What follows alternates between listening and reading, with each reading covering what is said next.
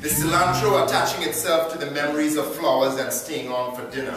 He would track the rancor of a dead congoree through the house from his sojourns, through the bush to the fresh-cut grass of the savannah. These are the smells he will remember when he first makes love. They will lift him up, call him to passion the way the smell of a woman's skin will call him to her, interrupt the intricate 6/8 timing he imagines his heartbeat will call him to improvise prayer on his lips, and rain. It smells like rain.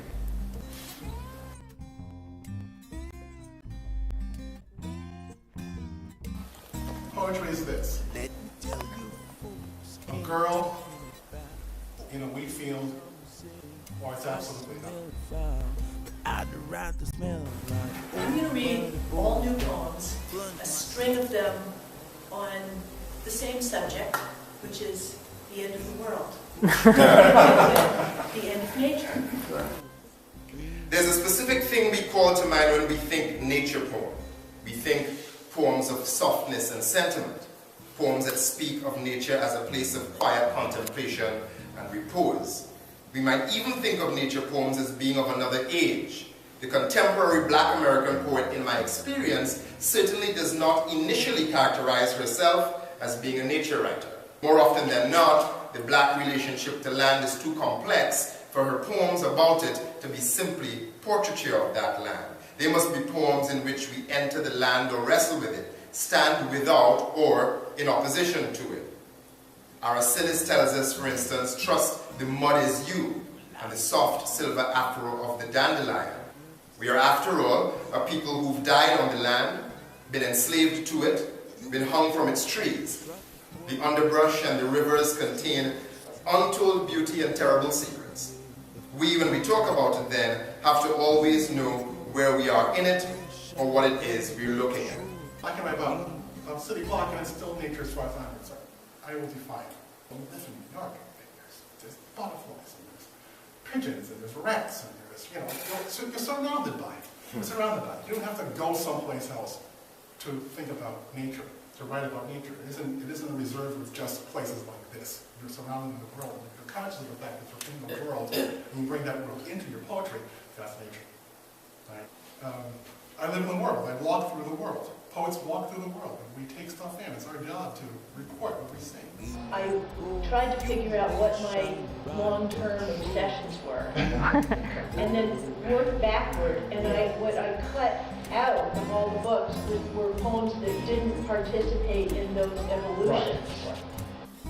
Looking out the window. Grace. Perhaps it's the deep, endless whir of the expressway in the background I need to keep. The shadows at this time in the afternoon, their fingers and blouses across the lawns and steps. So, in terms of this program, we're here because there's a kind of complex question about the involvement or the inclusion in the canon of nature writing of African American writers, right? Of Black writers, period. Is there a point, at what point did you start thinking of yourself or not within the canon of nature writing? I never thought of it. It's kind of an umbrella that got held over my head later in life. Right. I never thought of it that way. I think there are poets, for instance, I would consider Mary Oliver to be a nature poet, because that's all she writes about, and it's always front and center.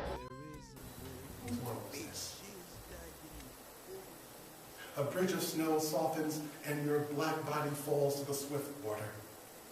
A rock cops an attitude and grabs your heel. Over the ridge you fly. Your mother worries your black skin and soft frame drew the loonies to your side like nectar.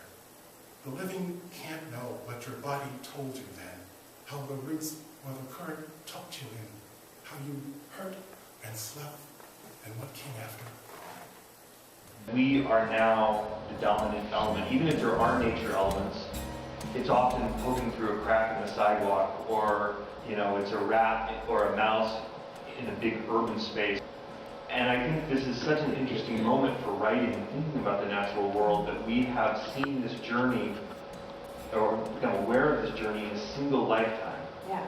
You know, where before we were inconsequential in a beautiful way, and now we are profoundly consequential in a really troubling and as yet unresolved way.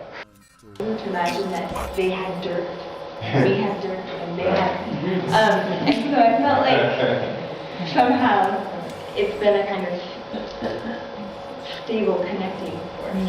The ocean big time, ocean big time too.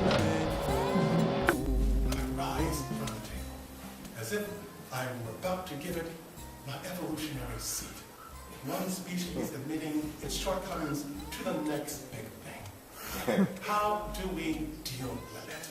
This kinetic ambassador that has suspended forks and conversations brought us all eye to eye, finally.